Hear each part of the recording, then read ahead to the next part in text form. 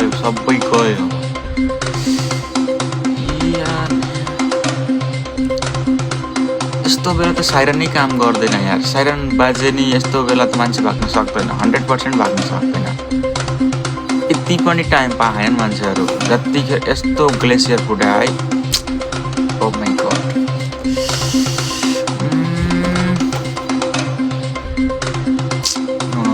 it's very कस्तो डर लाग्दो यार साँच्चै के गॉड गयो सबै गयो